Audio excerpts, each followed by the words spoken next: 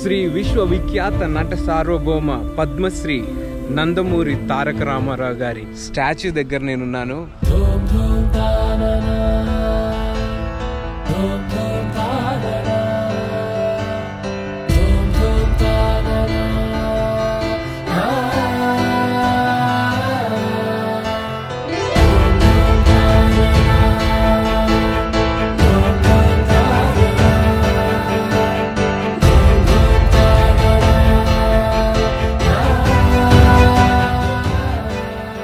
ఈరోజు నేను మీకు చూపించాలనుకుంది ఏంటంటే ఖమ్మంలో the craziest attraction, the new attraction of Khammam is NTR గారు, నందమూరి తారక రామారావు గారి యొక్క స్టాచ్యూని మీకు చూపించాలనుకుంటున్నాను. Let's go, we'll see Nandamuri Taraka Rama Rao గారి స్టాచ్యూ. చాలా బాగుంది. నేను ఆల్రెడీ ఒకసారి వెళ్ళి చూసినప్పుడు అప్పుడు ఫేస్ అంతా కవర్ చేస్తున్నారు. సో అది ఎలక్షన్ మూమెంట్ కాబట్టి ఫేస్ అంతా కవర్ చేస్తుంది. But now it is open. మీకు చూపించడానికి బాగుంటుందని, ఇది రైట్ మూమెంట్ అని నేను వచ్చాను. So let's go. సో హైదరాబాద్లో ట్యాంక్ బండ్ మాదిరిగానే, అంటే అలానే హైదరాబాద్లో ఎట్లుంటుందో సేమ్ అదే విధంగా ఇక్కడ ఇట్లా స్టాచ్యూస్ పెట్టారు. సో మీకు బ్యాక్గ్రౌండ్లో పెద్ద విగ్రహం ఏదైతే కనిపిస్తుందో, స్టాచ్యూ కనిపిస్తుందో, శ్రీ విశ్వవిఖ్యాత నట సార్వభౌమ పద్మశ్రీ నందమూరి తారక రామారావు గారి స్టాచ్యూ దగ్గర నేనున్నాను. ఖమ్మంలో ఇది ఒక మెయిన్ అట్రాక్షన్గా ఉండింది. మీరు చూడండి, నా బ్యాక్ సైడ్లో మీరు చూస్తున్నారు. ఖమ్మంలో లకారం ట్యాంక్ బండ్ అంటున్నారు. లకారం ట్యాంక్ బండ్ దగ్గర ఈ యొక్క అట్రాక్షన్ ఉంది. ఇక్కడ ఎన్టీఆర్ విగ్రహం వచ్చే ముందు ఫస్ట్ లకారం పార్క్ని ఏదైతే డెవలప్ చేశారు, తర్వాత లకారం పార్క్ తర్వాత బ్రిడ్జ్ ఏదైతే రో బ్రిడ్జ్ చేశారు, రో బ్రిడ్జ్ తర్వాత ఎన్టీఆర్ విగ్రహం పెట్టారు. సో నవ్వు మీకు ఈరోజు నేను చూపించాలనుకుంది ఏంటంటే ఎన్టీఆర్ విగ్రహాన్ని. సో దిస్ ఈజ్ ఎన్టీఆర్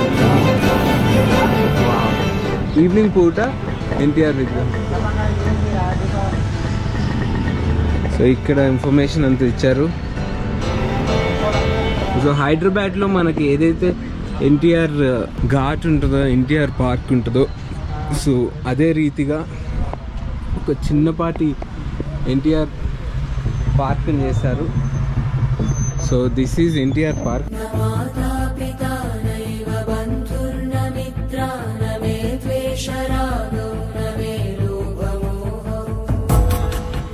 ఇక్కడ కూడా మీరు గమనించవచ్చు, ఢిల్లీ ఎయిర్పోర్ట్లోనే కాదు, ఇక్కడ కూడా సూర్య నమస్కారాలు sculpture same as it is ఢిల్లీలో ఎట్లుందో అట్లనే ఈ స్కల్ప్చర్ కూడా చేశారు. Check it out. కానీ కింద రెనోవేషన్ ఇంకా జరుగుతుంది. సో అన్ని పోజెస్ని ఇక్కడ వీళ్ళు చేశారు. దాంతోపాటు పార్క్, ఇక్కడ ఆడుకోవడానికి, ఇక్కడ ఆడుకోవడానికి పిల్లలు ఆడుకోవడానికి పార్క్, ఉయ్యాళ్ళు కానీ ట్రెక్కింగ్ కానీ చేసే యాక్టివిటీస్ ఉన్నాయి. సో పిల్లలు ఎట్లా ఆడుకుంటున్నారు చూడండి.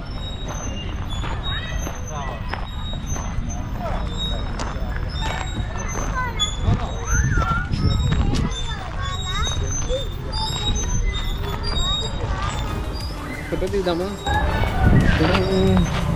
వింగ్స్ ఎవరైనా హెల్ప్ ఉంటే బాగుంటుంది, బట్ స్టిల్ సూపర్ వైడ్ ఇది. సో నా వింగ్స్ వచ్చాయి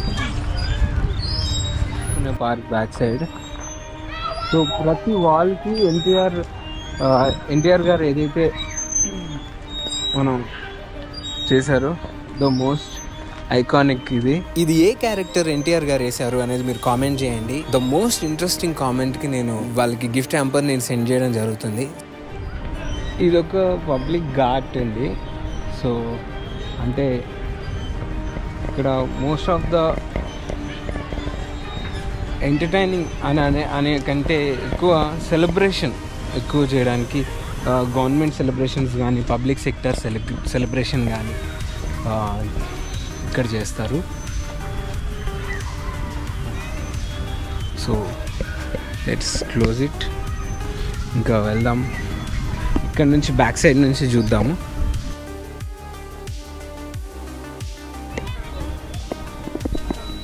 ఎవరైతే తెలుగు వారి ఆత్మ గౌరవాన్ని కాపాడడానికి అండ్ దేశంలో నిలబెట్టిన వ్యక్తి యొక్క స్టాచ్యూని మీరు విజిట్ చేయండి.